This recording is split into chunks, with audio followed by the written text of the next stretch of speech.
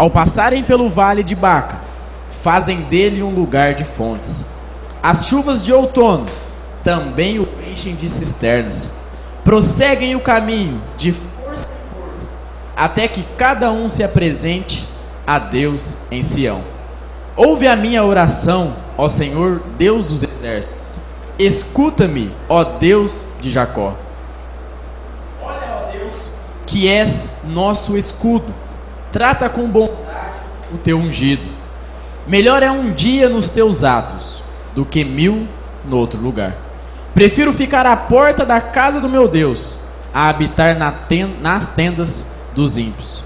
O Senhor Deus é sol e escudo. O Senhor concede favor e honra. Não recusa nenhum bem aos que vivem com integridade. Ó Senhor dos exércitos, como é feliz aquele que em ti confia.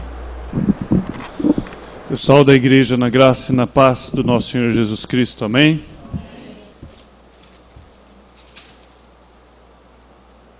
Gênesis capítulo 43.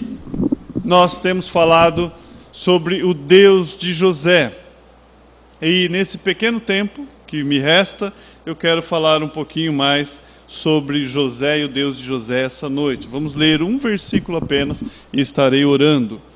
Capítulo 43 inicia dizendo que a fome persistia gravíssima na terra. Vamos orar? Pai bendito, como nós acabamos de ler, quantos povos, quantas nações já passaram por situações terríveis. Nós não somos o primeiro, não somos os últimos. E, ó Pai, nós nem chegamos numa situação difícil ainda. Ó Pai, mas no dia que se chama hoje, nós queremos te agradecer, te engrandecer. Nós já fizemos isso através do louvor, através da música. Nos ajude, Pai, nesse pequeno momento, nesses minutos que teremos, a aprender mais de Ti. É a Sua palavra, Deus. Não é algo que nós escrevemos, mas foi diretrizes. É a Sua revelação que veio até nós através daquilo que nós temos em mão. Abra nossas mentes e corações através do Seu Santo Espírito. Fale conosco essa noite. Eu suplico a Ti, Pai, em misericórdia, em graça, o Senhor possa, através do Seu Santo Espírito, abrir os nossos corações, para que o resultado, Pai, seja o Seu nome sendo glorificado sempre, sempre, sempre. Te agradeço essa noite, em nome do Seu Filho Jesus. Amém e amém. O título da mensagem dessa noite é Prepare um banquete para seus irmãos. Prepare um banquete para seus irmãos. Semana passada nós vimos o capítulo 42. E eu vou fazer como eu venho feito, talvez às vezes eu volto um pouquinho, depois avanço para nós podermos esmiuçar e trazer um pouco mais e aproveitar o texto. Ele diz coisas que às vezes num domingo só não dá para trazer, e nós vamos aí compilando e trazendo aquilo que Deus permite nós trazermos. Existem momentos na vida, e às vezes isso é incômodo para nós, mas existem coisas nas nossas vidas que é melhor esquecer. Coisas, pensamentos que nos incomodam, situações que nós passamos, quando alguém lhe fez mal. Isso pode ter sido na infância, na adolescência, há pouco tempo. Agora, quando alguém lhe fez mal, você permite que o Espírito Santo de Deus trabalhe em sua vida, nessa área, nessa ofensa?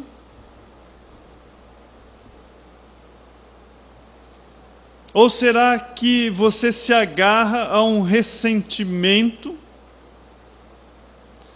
Você tem uma listinha negra em que você coloca o nome dessa pessoa nessa listinha e espera a oportunidade para dar o troco?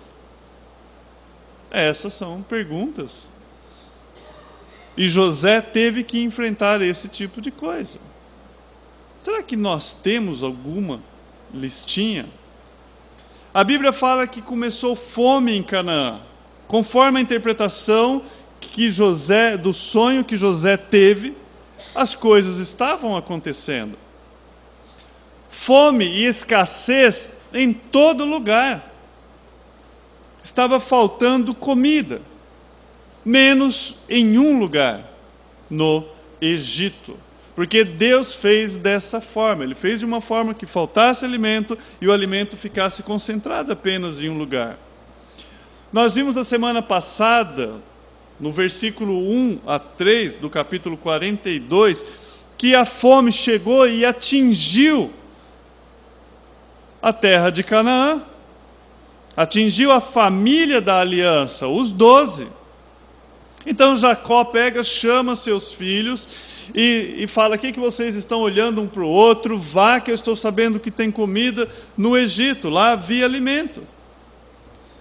Vocês vão, menos Benjamim, que era filho de Raquel. Vai todo mundo, Benjamim não vai. E aí partiu os 10 e foram. Aqueles homens, eles não sabiam, nem passava pela mente deles, eles nem sonhavam que o irmão que eles tinham vendido como escravo há mais de 20 anos, agora era, como nós poderíamos usar aí, o primeiro-ministro lá do Egito. Abaixo do rei, era ele quem comandava.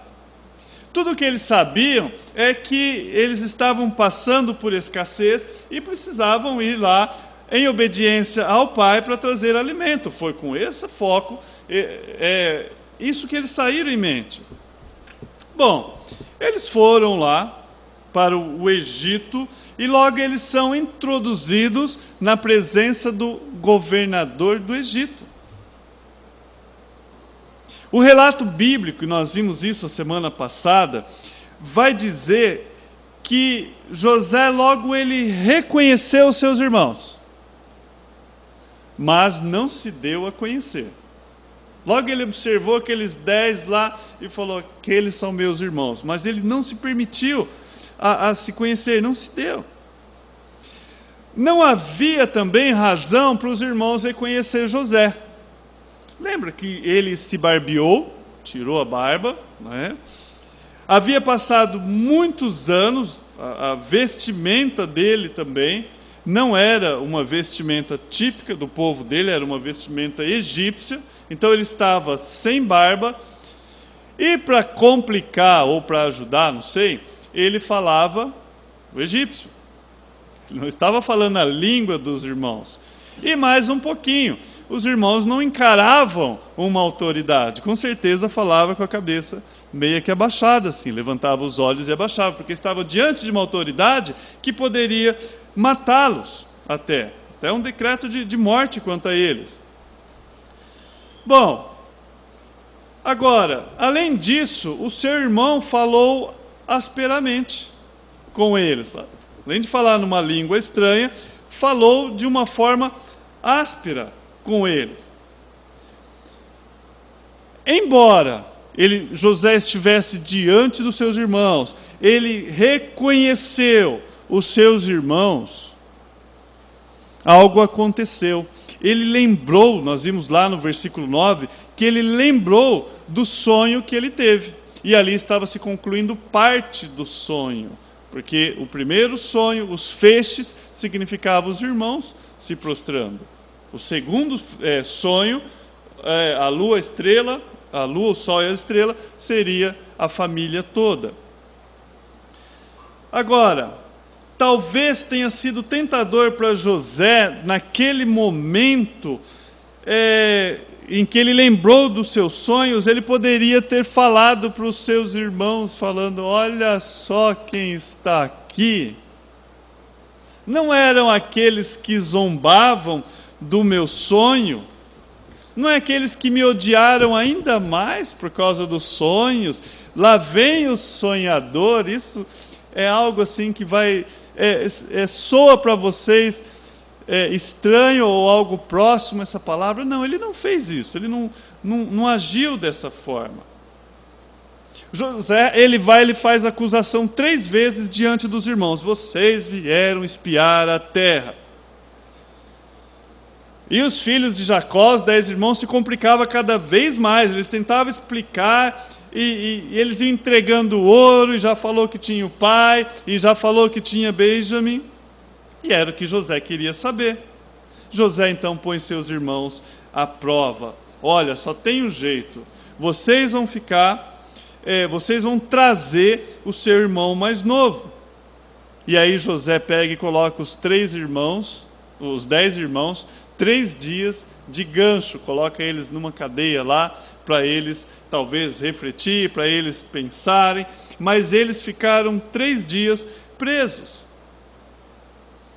No 3º dia, José alterou o plano e falou: olha, vai ficar apenas um, os restantes vai lá, e vocês vão trazer o irmão mais novo. E é o que nós vamos ver no capítulo 43. Agora, nesse íntere, na ocorrência desses fatos, daquilo que está acontecendo, algo começa a acontecer na mente daqueles irmãos. Começa a despertar na consciência deles um pecado que eles haviam cometido no passado. A consciência deles, se tivesse sido cauterizada, talvez eles, nesse momento, era o momento, se existe esse termo de descauterizar, mas não existe, estava lá dentro. Eles guardavam aquilo.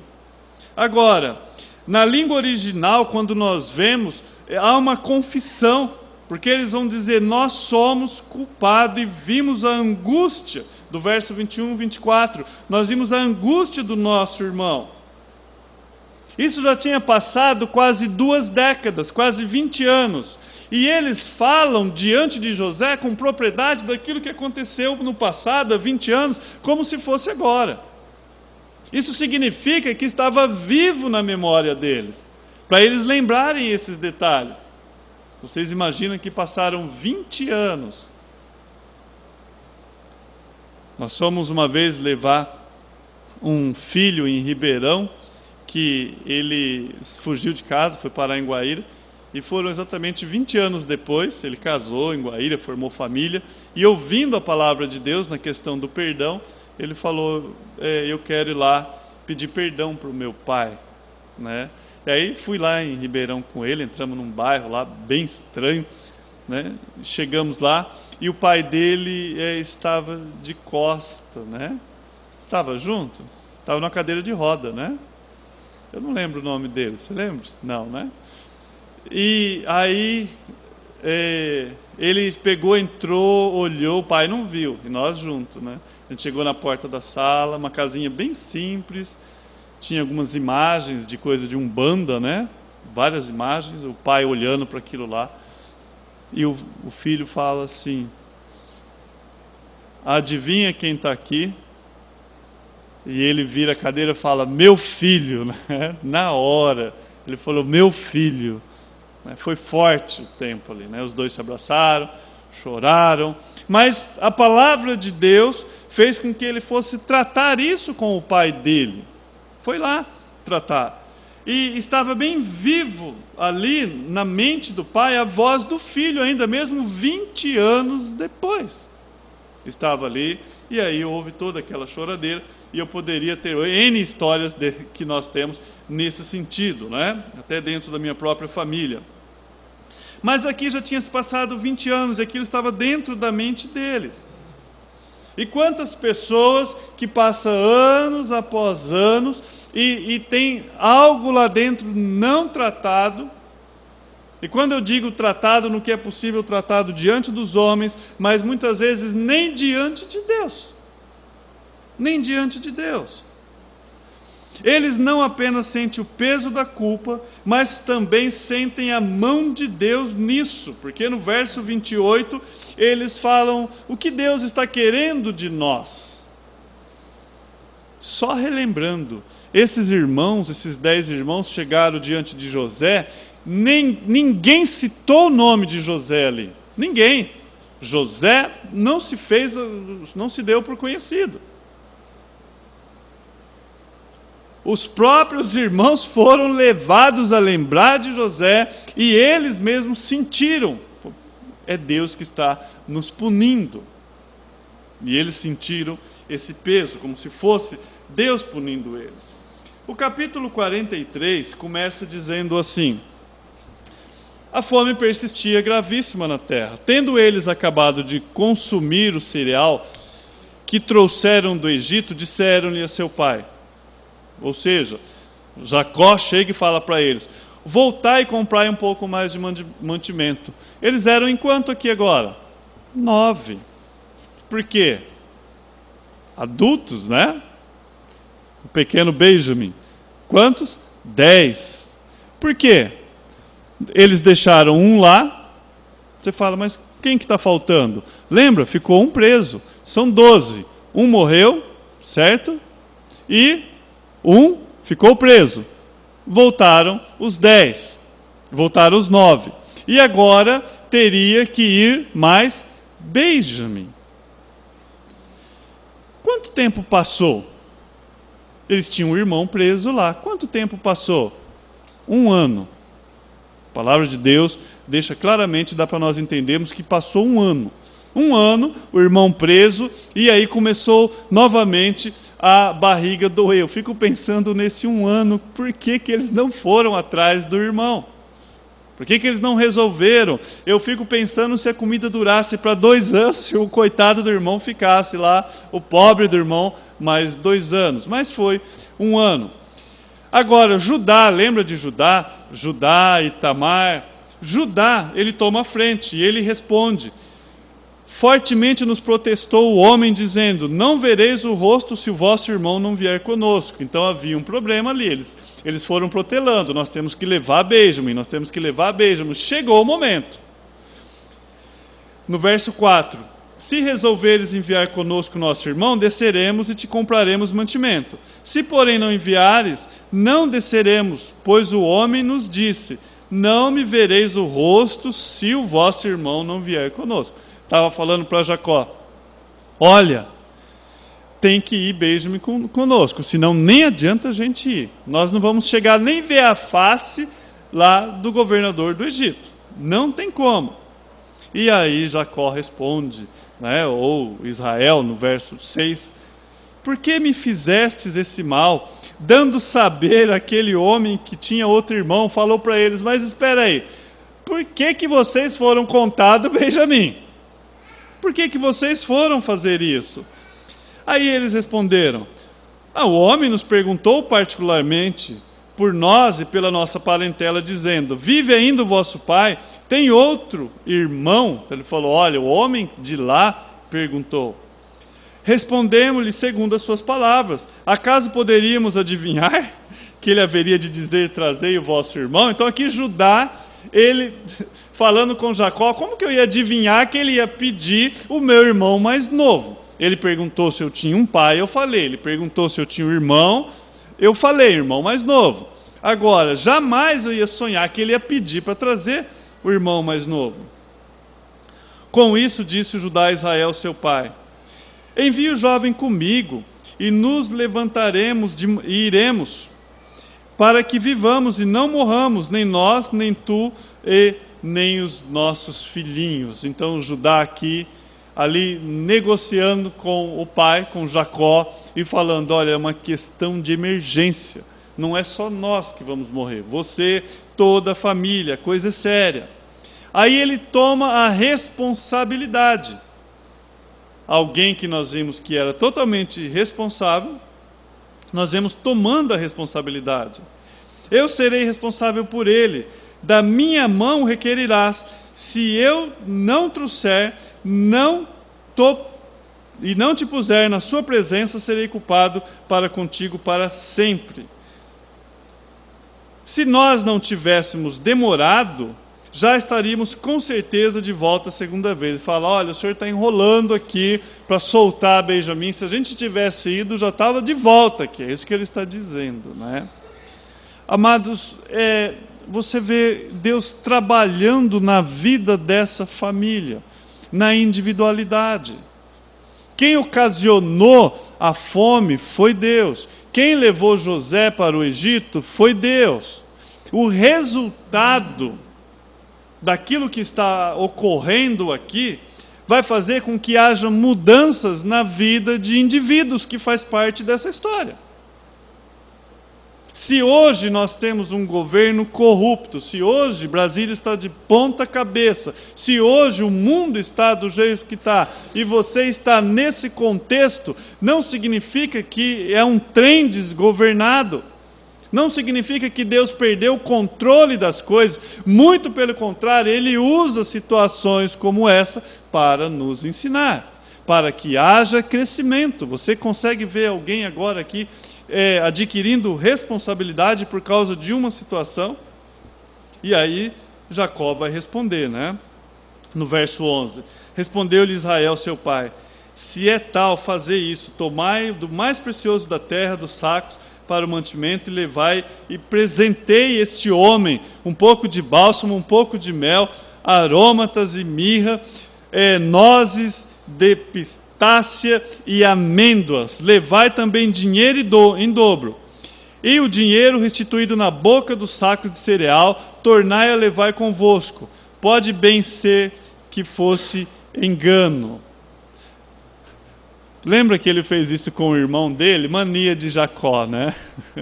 Foi exatamente o que Jacó fez para abrandar o irmão dele. Ele encheu de presente.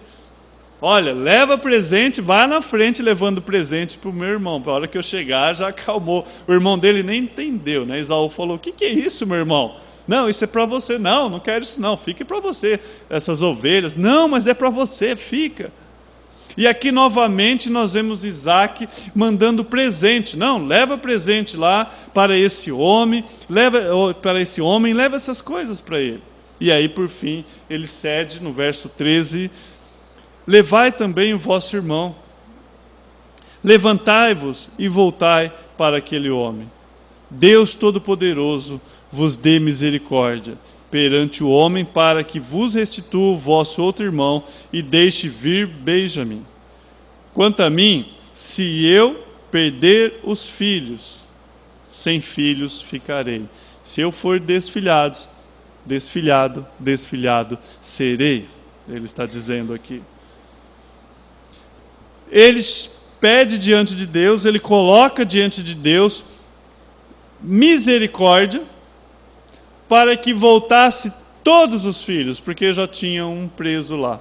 E ele fala, quem sabe, Deus, agindo em misericórdia, traga todos para mim. Agora, tomaram, pois, o homem os presentes, o dinheiro em dobro, e o filho mais novo, Benjamim, levantaram e desceram para o Egito e se apresentaram perante José. Vendo José Benjamim com eles, disse o despenseiro da sua casa, disse ao despenseiro de sua casa, leva este homem para casa, mata rezes e prepara tudo, pois estes homens comerão comigo ao meio-dia. Então, José logo ele já vê o irmão mais novo, e aí pega para o mordomo e fala, leva eles lá para casa, você vai preparar comida para esses homens. Fez ele como José lhe havia ordenado, e levou os homens para a casa de José. Os homens tiveram medo, porque foram levados para a casa de José, e diziam, é por causa do dinheiro, que da outra vez voltou nos sacos de cereal, para nos acusar e arremeter contra nós, escravizando-nos e tomando os nossos jumentos. Né? Eu não sei a preocupação deles aqui com os jumentos. Né? Não, vamos ficar com as nossas coisas e vão nos escravizar. Agora, olha que interessante, eles começam pelo mordomo. Eles chegam ao mordomo agora, da casa de José, e vão dizer lá no verso 20, ai meu senhor, senhor meu, já uma vez descemos e compramos mantimento, ou seja, nós já tivemos aqui. Quando chegamos à estalagem, abrimos o saco de cereal, e eis que o dinheiro de cada um estava na boca do saco de cereal. Nosso dinheiro intacto, tornamos trazê-los conosco. Então aqui ele já estava confessando lá para o mordomo, olha, esse dinheiro que foi lá, nós não sabíamos o que aconteceu, nós trouxemos de volta. Trouxemos também outro dinheiro conosco para comprar mantimentos. Não sabemos quem tenha posto o nosso dinheiro no saco de cereal. E olha que interessante a resposta dele.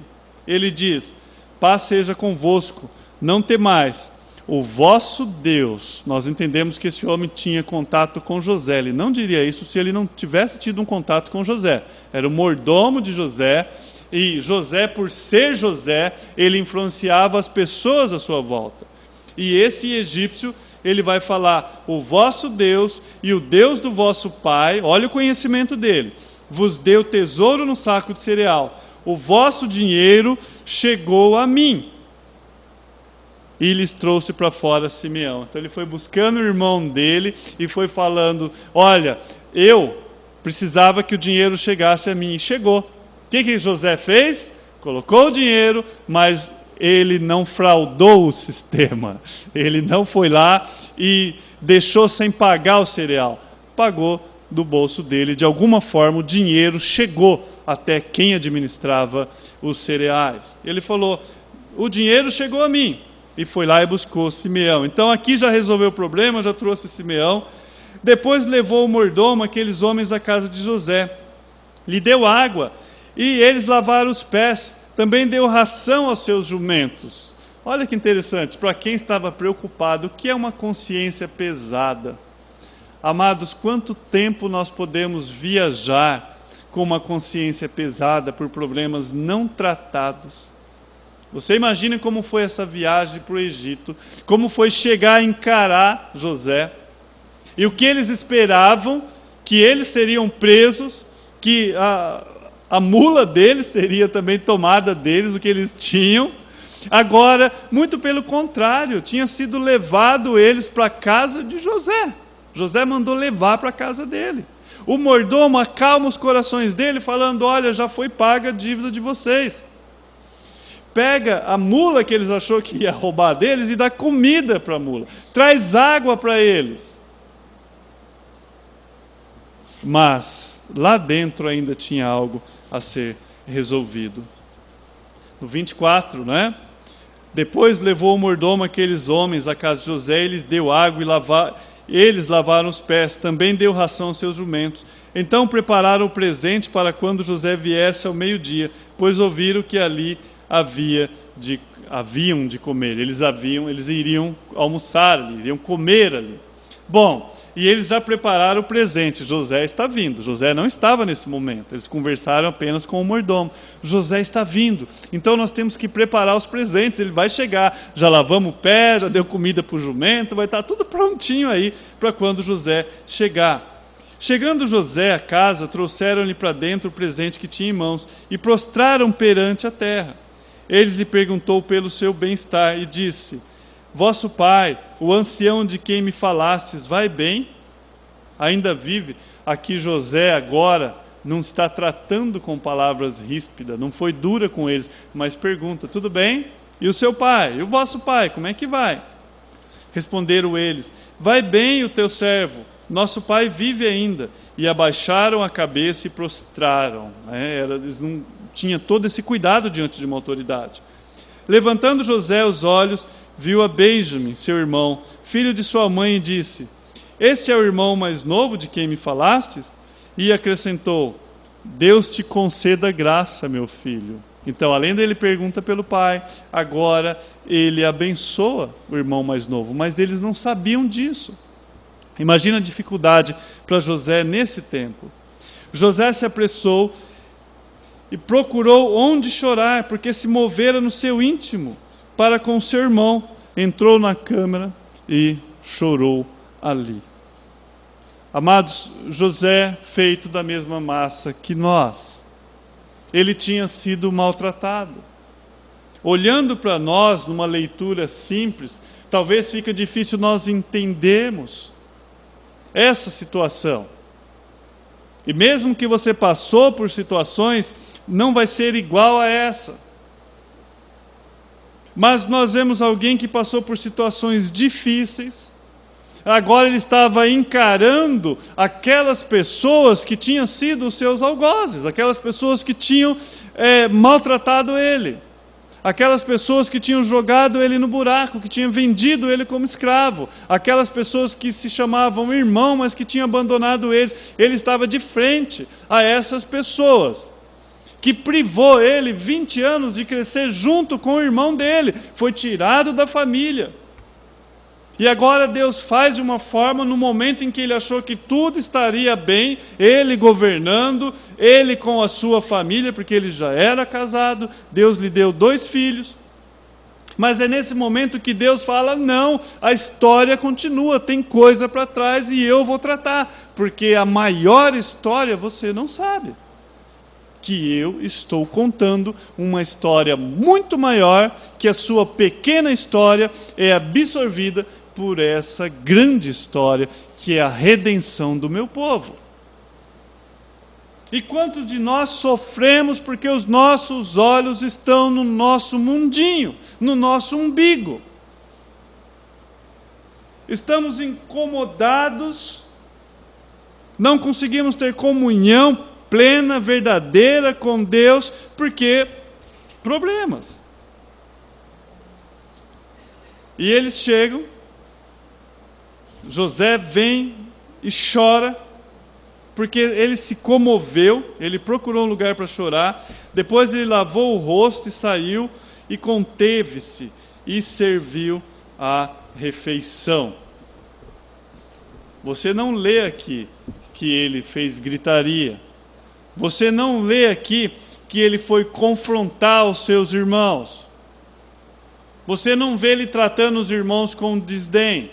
Ele estava resolvendo esse assunto dentro dele mesmo, era entre ele e Deus. E ele tinha que entender que o Deus soberano a qual ele servia, talvez não fosse fácil para ele dizer, ele chegar a conceber, ao entendimento de lá na frente falar para a sua família, para os seus irmãos, vós intentastes mal contra mim, mas Deus transformou o mal em bem, não foi vocês que me enviaram para cá, foi Deus quem me enviou. Tudo isso, nós estamos falando de uma pessoa sujeita às mesmas concupiscências, vindo da mesma massa, minha, sua, nossa. Que isso de alguma forma teve que entrar na sua mente, no seu coração, e Deus trabalhar, e ele se resolver dentro dele mesmo, para que ele chegasse, administrasse a situação de uma forma que glorifica a Deus. Mandando lavar os pés dos irmãos, cuidando desses irmãos, alimentando, preparando um banquete para os seus irmãos. E nenhum lugar aqui está dizendo que José era condizente com o erro dos irmãos. Nenhum lugar aqui está falando que Deus ele vai causar o mal para um bem maior. Não. Mas José define de uma forma bem simples. Vocês fizeram o mal. Deus transformou em bem. Simples assim. Não é difícil de entender. E José, ele foi, voltou, se conteve-se. Serviram-lhe a ele à parte. Serviram-lhe a ele à parte. E a eles também à parte. E a parte dos egípcios que comiam com ele, porque os egípcios não lhe era lícito comer pão com os hebreus, porque isso é abominação aos egípcios. Agora você entende por que José, na casa de Potifar falou, olha, você cuida de tudo aqui, só do alimento que não, porque era abominação comer um egípcio com um hebreu. No 33, e assentaram-se diante dele o primogênito, segundo a sua primogenitura, e o mais novo segundo a sua minoridade. Disto os homens se maravilharam entre si. Por quê? Que maravilhavam? Como ele sabia. Às vezes um pai tem dificuldade. Você imagine, 10 diante de você, você lembrar. Eu confundo a idade das minhas irmãs. E ele foi e colocou na sequência de idade. Ele conhecia os irmãos. Você aqui, que eles foram colocados e eles se maravilhavam, estavam todos ali numa sequência de idade. Então lhe apresentou as porções que estavam diante dele, a porção de Benjamim era 5 vezes mais do que a de qualquer um deles. E eles beberam e se regalaram com ele, ou comeram bastante ali. Só lembrando que eles estavam numa situação em que havia fome. Agora você imagina a forma de Deus trabalhar. Deus trabalhando em um contexto em que havia fome, Deus mostrando a sua graça, como? Trabalhando na mente daqueles irmãos. Por quê? A passagem do tempo, ela não elimina por si só uma consciência culpada. Não vai eliminar. Os irmãos de José, eles não sabiam que ele estava vivo. Os irmãos de José chegaram lá, não sabiam que ele estava vivo. Tudo que eles sabiam é que eles passavam por essa aflição e lembrava a aflição que eles tinham causado para o irmão há 20 anos atrás. Eles sabiam 2 coisas. Olha, nós estamos passando por essa dificuldade aqui. Tanto fome, dificuldade, e nós lembramos que nosso irmão passou aflição 20 anos atrás. Agora, amados, somente a passagem do tempo não vai tratar isso. Não vai. Uma consciência culpada. A dor se arrasta, mesmo depois que todos na família crescem, mesmo depois que certas coisas foram feitas em segredo, não foi percebido por ninguém, mesmo fatos que não é considerado ou nem levado para um tribunal, vamos dizer assim. Essas coisas continuam. Elas estão lá. Imagine dentro de uma família como que isso se configura. Nós precisamos, lá em Guaíra, certa vez, reunir toda a nossa família. O pastor colocou todos nós lá e nós tratamos questão de perdão. Porque ele conversava com um, conversava com o outro, existia mágoas dentro da família. E ele agiu sabiamente. Isso está atrapalhando a comunhão de vocês com o nosso Deus, com o vosso Deus. E colocou a família junto e nós ali tratamos, e para minha surpresa, tinha coisas que eu fiz, que para mim não doeu nada, eu nem lembrava, mas que tinham pessoas tremendamente magoadas com a minha pessoa. Que saiu dali resolvido. A passagem do tempo por si só não apaga. Assumir a responsabilidade pela culpa pessoal é o caminho. Os irmãos não culparam o pai por ser passivo. Eles não falaram ali, olha, Jacó que fez com que acontecesse isso. Eles não fizeram isso. Não culparam José por ser orgulhoso ou favorito. Não, José, você era muito orgulhoso, vinha com sonho, né? O problema era José. Não. Ele era favorito, então por isso...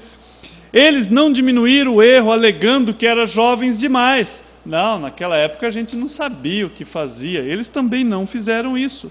Eles usaram um pronome adequado quando concordaram juntos.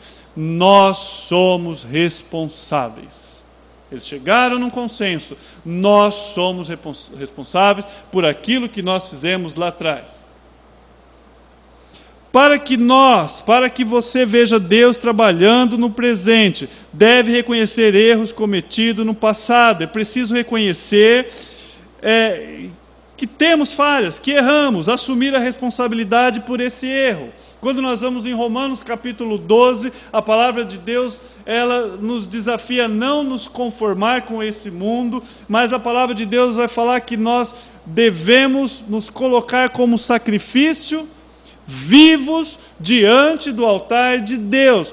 Isso tem a conotação, o simbolismo, isso mostra consagração. É a minha vida sendo colocado diante do altar de Deus e é tudo.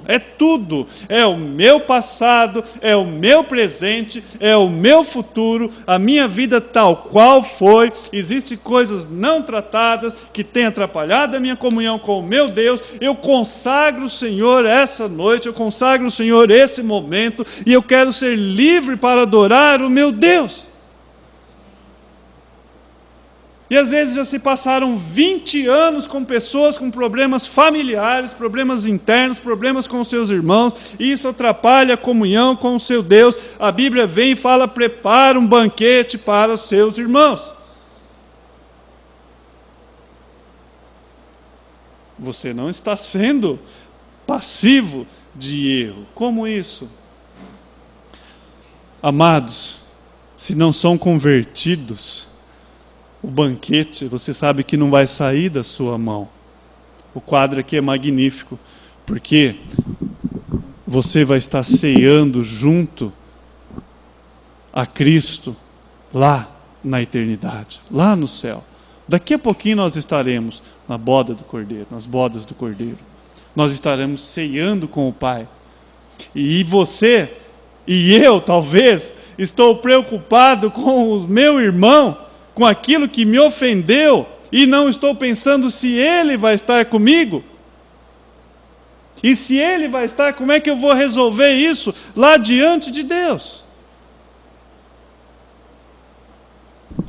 Uma chamada à responsabilidade, uma chamada à maturidade, ao crescimento espiritual. Os irmãos não se desviaram do assunto, eles encararam. Para que nós possamos ver Deus trabalhando em nossa vida, deve haver essa consagração. Por graça, Deus trata a nossa consciência culpada. E as formas de Deus é magnífica. No caso desses irmãos aqui, foram bem tranquilas. Não foi aquelas coisas de filme, em que colocou na cadeira e jogou uma luz em cima, confessa, o que vocês fizeram? Não foi nada disso. Na forma graciosa, Deus foi trabalhando. Olha, isso aqui precisa ser tratado. A minha obra vai continuar, outras coisas estão acontecendo. Jacó está lá, as coisas estão acontecendo. Esse detalhe aqui precisa ser tratado. E amados, Deus trata detalhes. Moisés, quando ele estava partindo para o ministério dele, Deus colocou ele e esposa dentro de uma cabana e falou: vocês não vão sair daqui enquanto vocês não resolverem um problema familiar, porque o menino não é circuncidado.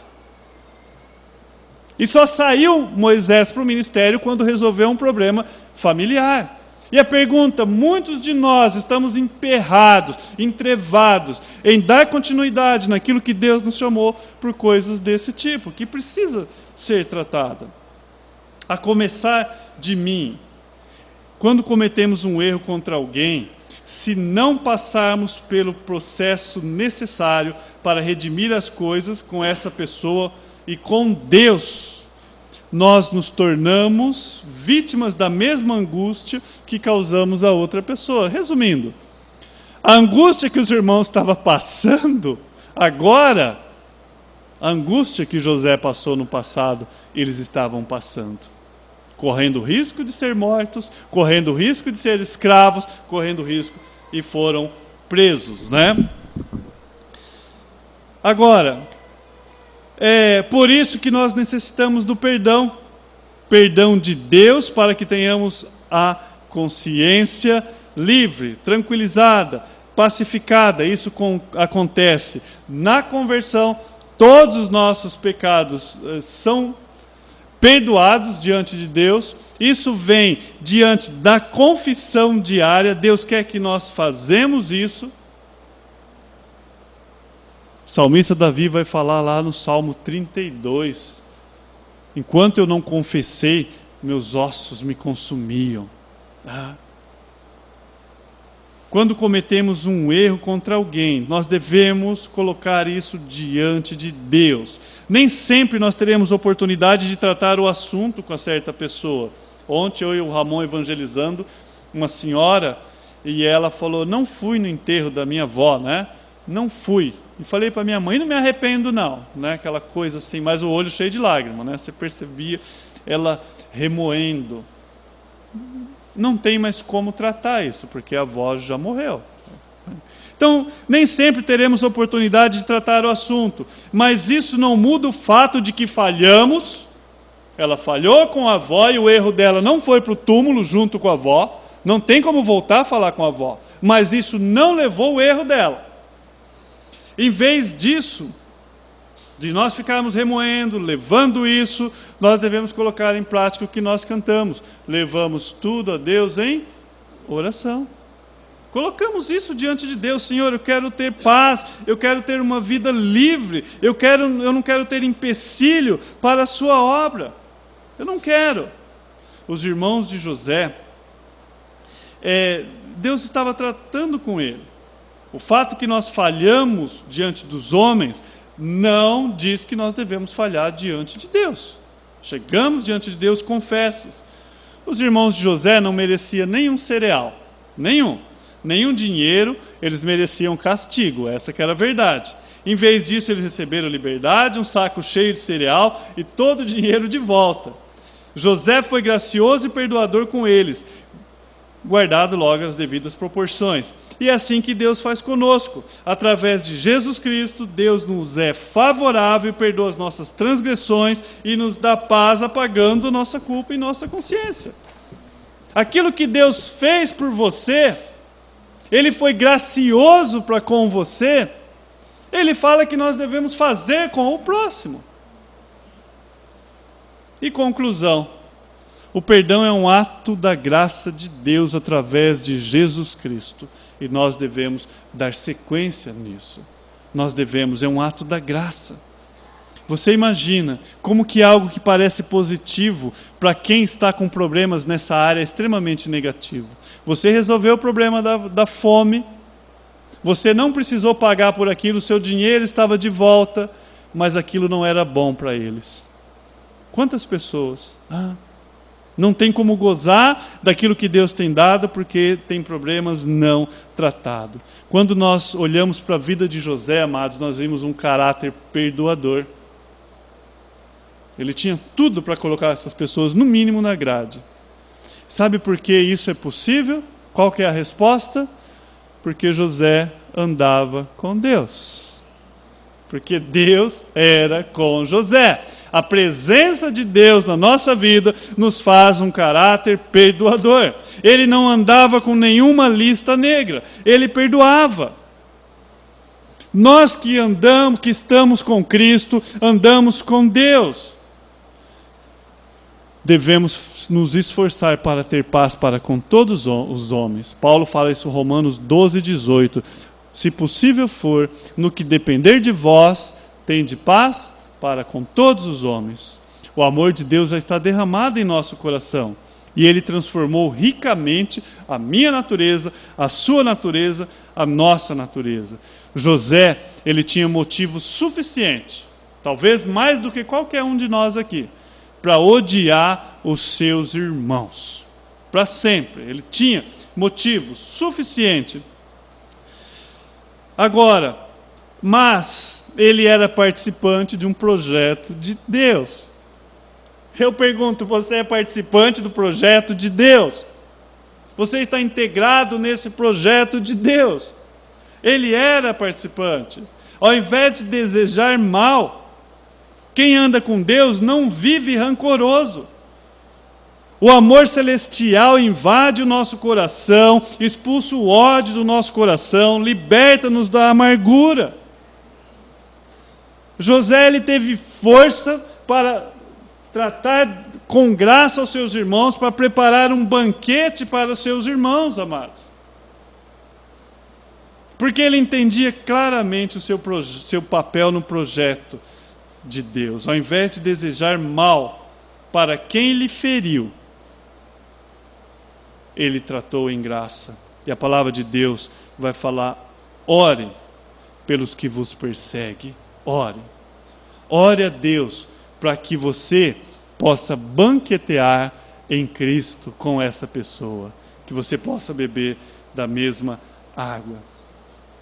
E termino lendo Hebreus capítulo 12, verso 9 ao 15, que fala assim: além do que tivemos nossos pais segundo a carne para nos corrigirem, e nos reverenciamos. O autor de Hebreus está falando, os nossos pais nos corrigiram. E nós prestamos reverência a ele. Então nós não vamos sujeitar muito mais ao Pai dos Espíritos, ou seja, apontando para Deus, para que vivamos, porque aqueles, na verdade, por um pouco de tempo, corrigia da forma que bem lhe parecia. Está falando dos pais.